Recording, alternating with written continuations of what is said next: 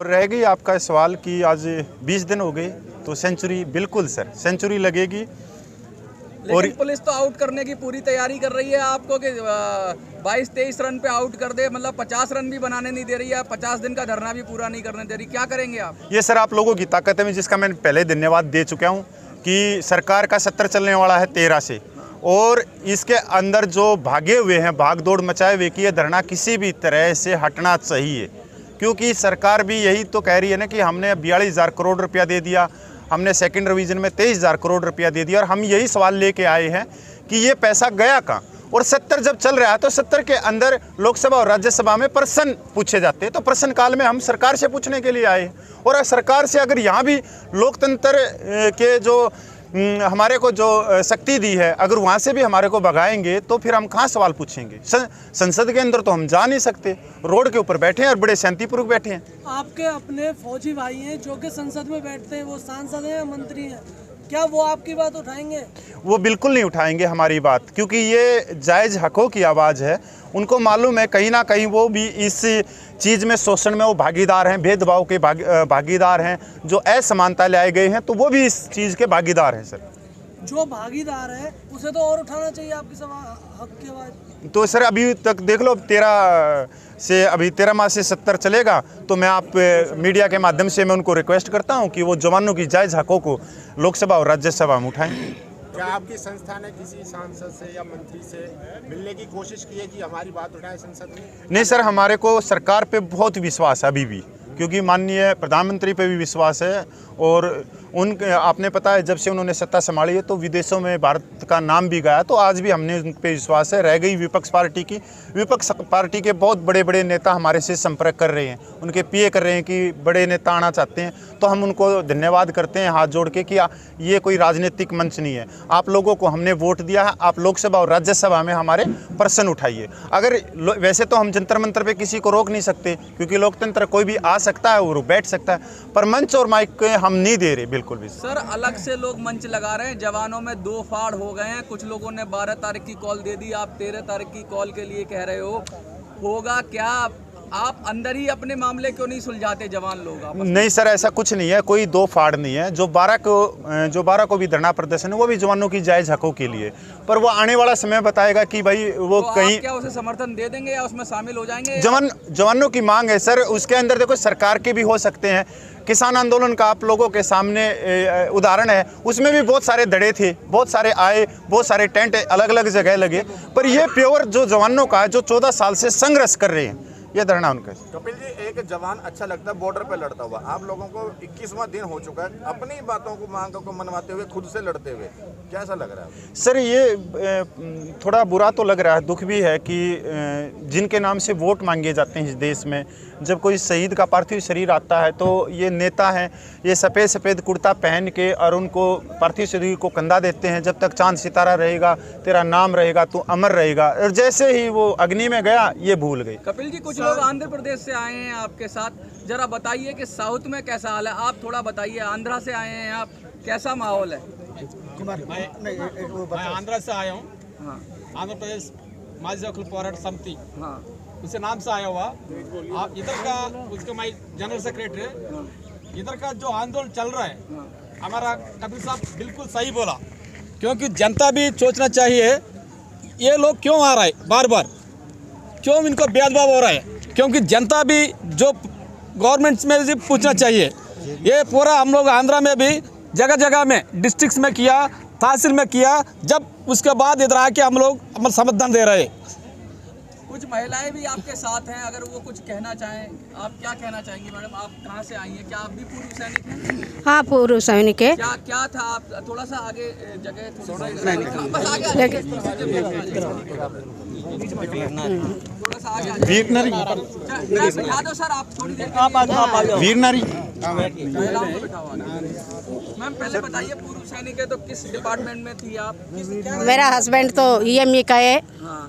मैं आंध्रा से आई हूँ, मेरा नाम बोडाला सीता देवी है, लेकिन बॉर्डर में प्राणों हराने के लिए वो तो तैयारी है जवानों, फिर रिटायर्ड होने के बाद में हमारा मिटाने से मैं मर जाने की भी तैयारी है। इतना से मरना तो जवान से हम नहीं चाहेंगे कि कोई मरे, क्योंकि क्या करना है, इतना लोगों को दुख पहुंचाना है तो सरकार में क्या करूँ बताओ, बताओ आप भैया। आंदोलन करिए, आप अपनी बात रखिए, लेकिन ऐसी तो जवान आप सब लोग समझाइए कि ऐसी बात ना हो कि भाई एक जवान अगर हम खोएंगे, जो पूर्व जवान ही सही, किसी भी व्यक्ति की जो जिंदगी बहुत कीमती होती है, तो आप जो कह रहे हैं वो ठीक नहीं है। सरकार मानेगी आपकी बात, और कपिल जी पक्का मानेगी, पक्का मानेगी भैया। इतना लोगों का दुख है, इतना लोगों को दुख नहीं सुना देता है सरकारी को, पक्का सुनाएगा। बिल्कुल।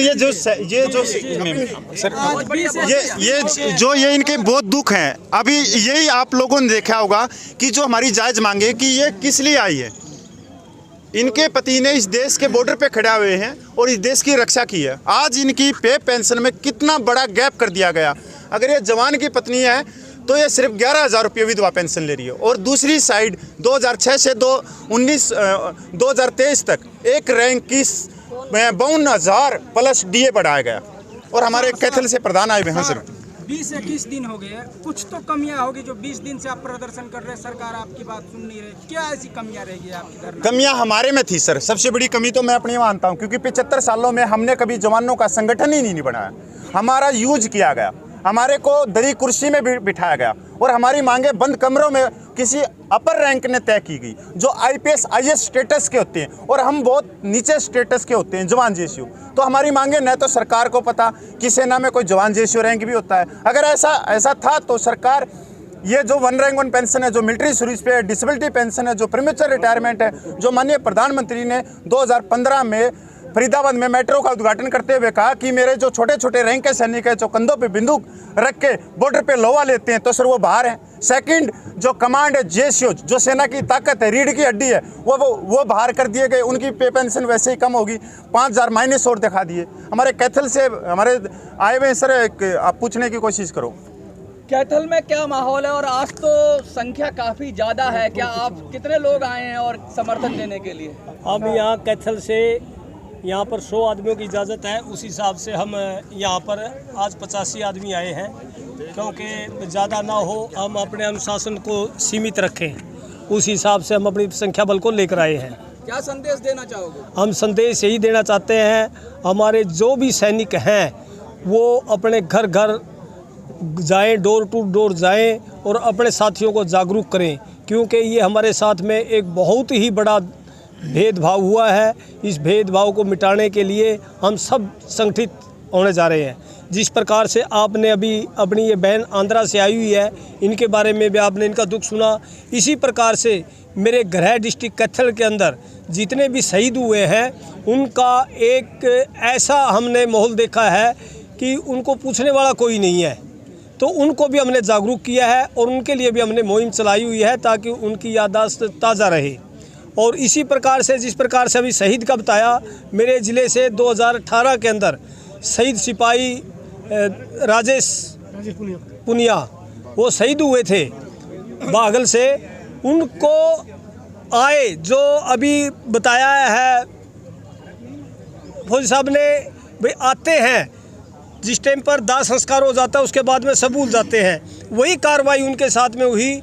दाह संस्कार के टाइम पर वहाँ पर MLA भी आए, मंत्री भी आए, सभी आए, प्रशासन भी आया, लेकिन उसके बाद में उसको शहीद का दर्जा देने से इनकार कर दिया। वो हमारी एसोसिएशनों की, संगठनों की एक ताकत है, जिसने कि सरकार के साथ में जदोजहद करके, प्रशासन के साथ में जदोजहद करके उस साथी को हमने शहीद का दर्जा दिलवाया है। इसी प्रकार से अभी हमारी सभी एसोसिएशन कपिल जी जैसे भावी फौजी के साथ में इकट्ठी होकर एक संघर्ष लड़ना चाह रही है। वो संघर्ष के अंदर हम चाहते हैं कि हम इसको पक्का, सरकार को इसके अंदर हमें कामयाबी मिलेगी और सरकार को हमारी बात माननी पड़ेगी। कपिल जी, एक सवाल है सर, सीने पे इतने सारे मेडल हैं आपके, और सरकारें क्या समझती हैं कि भाई मेडल सिर्फ देने की बात है, लेकिन जब कुछ हक देने की बात आती है तो नानुकुर हो जाता है? देखिए, सबसे पहले तो मैं आपका, आपकी पूरी टीम का, आपके पूरे चैनल का बहुत बहुत धन्यवाद और स्वागत करता हूं, और इस मंच के माध्यम से उम्मीद करता हूं कि सभी पूर्व सैनिकों की मांग को आप सरकार तक पहुंचाने में हमारा पूरा सहयोग करेंगे। धन्यवाद। कपिल जी, अगर आपको कल परमिशन नहीं मिलती है तो आपका अगला स्टेप क्या होगा? सर हमारा अगला स्टेप ये है कि 13 तारीख को होगा, या तो पुलिस हमारे को गिरफ्तार करो या अंदर करो, क्योंकि 70 चल रहा और पूरे देश के हर नागरिक को अपनी आवाज़ कहने का अधिकार है। ये आर्टिकल 19 कहते हैं, ये बाबा भीमराव अंबेडकर का संविधान है। अगर वो हमारे को अंदर करेंगे, कुछ भी करेंगे, उसके बाद में 13 के बाद में बहुत बड़ी कॉल होगी। हम बड़े विनम्र तरीके से, हमने कभी सरकार की आलोचना नहीं की, हमने कभी विपक्ष को अपने आसपास नहीं फूटने दिया। अगर हमारे पास में विपक्ष का हाथ होता तो आज हम धूप में नहीं थे। हमारे यहाँ पे बड़े बड़े समियाने लगते, जिस तरह से स्टेज लगी हुई है विपक्ष पार्टी की, पंखे चल रहे होते सर। यहाँ पर हम 10-10, 20-20 रुपये जो हमारे को दान मारे उसकी चाय पी रहे सर, विपक्ष नहीं है। अगर सरकार भी हमारे इस प्यार का कोई अलग, हमारे साथ में कोई अलग प्यार का कुछ देना चाहती है तो उसको हम लेंगे। पर हाँ, हम इतना भी कहना चाहते हैं कि हम चुप होना भी जानते हैं और अपने जो भेदभाव की आवाज़ है उसको भी कहना चाहते हैं। तो हम हो सकता है कि अगला जो हमारा कदम होगा कि हम बड़ी कॉल करें, और वो बड़ी कॉल होगी या तो जेल भरो आंदोलन या संसद भवन का घेराव। अगर संसद भवन का घेराव करेंगे तब भी जेल भरो आंदोलन है। और ये एक जगह पे नहीं होगी, ये पूरे देश की जितनी जेलें बनी है सब भर देंगे सर। बूढ़े आदमी हैं, बुजुर्ग आदमी हैं, वहाँ जाके रोटी खानी है। हमने कौन सा वो किया, हमने अपनी आवाज़ निकालने के लिए। पर ये जेलें कम पड़ जाएंगी, ये बहुत अलग चीज़ है। क्योंकि ये जो हम सपना लेके चल रहे हैं वो भारतीय सेना को विश्व की सबसे शक्तिशाली सेना बनाने का लेके चल रहे हैं। हम भेदभावी तो कह रहे हैं जो अंग्रेजों के समय से आज चल रहा है। आज देश 75वीं साल बना रहा है, अमृत काल बना रहा है। ऊपर से जो रद्दी की टोकरियों में अंग्रेजों के कानून को घेर रहे हैं। तो सर हमारी भी तो वही, हम भी तो वही कह रहे हैं कि अंग्रेजों के जो शोषण हो रहे थे तभी तो हमने अंग्रेजों से आज़ादी चाहिए। तो आज हम समानता के अधिकार के लिए आए, आर्टिकल 14 के अधिकार के लिए आए। कपिल जी, एक सवाल है, अभी जैसे मैडम ने बताया कि हम मरने के लिए भी तैयार हैं। आज भी जवान बॉर्डर पे भी मरने को तैयार है और ड्यूटी के बाद भी मरने को तैयार है, ऐसा सर ये हमारी बहन है, माता है। आप इनके आंसू देखो, ये आई कहाँ से? ये आंध्रा से आए। जबकि हमारे यहाँ पे महिलाओं के लिए, हमारे यहाँ पे थोड़ी सुविधाएं कम है भाई। आपने पता है महिलाओं के लिए थोड़ी सुविधा अलग टाइप की होती है। हम नहीं लेके आना चाह रही है, अभी तक हमने अभी नहीं उतारी। जब कहेंगे, जब अगर सरकार ये देखना चाहती है कि जो सैनिक विधवाएं हैं वो कितनी तादाद में आते हैं, तो सर हम सरकार को दिखा भी देंगे। अगर माननीय प्रधानमंत्री ये कहते हैं कि मेरे को मेरी बहनों से मिलना है, मेरे को मेरी सैनिक विधवाओं से मिलना है, तो सर हम ये यकीन दिलाते हैं हम 72 घंटे के अंदर रामलीला ग्राउंड में पूरे सैनिक विधवाओं को इकट्ठा कर देंगे। माननीय प्रधानमंत्री आराम से बैठ के उनसे बात कर ले, उनकी प्रॉब्लम को देख ले कि जो सैनिक विधवा सिर्फ 11,000 रुपये में गुजारा करी है। 2035 में इनकी मिनिमम पेंशन 3500 रुपये थी, 2023 तक जो बढ़कर सिर्फ 11,500 रुपये हुई। वहीं एक रैंक की 5880 रुपये पेंशन थी, वो बढ़कर 2023 में सर 52,000 प्लस डी हो गई। बहुत बहुत शुक्रिया सर। भारत माता की जय। वंदे मातरम, वंदे मातरम, वंदे मातरम। भूतपूर्व सैनिक एकता जिंदाबाद, भूतपूर्व सैनिक एकता जिंदाबाद, भूतपूर्व सैनिक एकता जिंदाबाद। भारतीय सेना जिंदाबाद, भारतीय सेना जिंदाबाद, भारतीय सेना जिंदाबाद।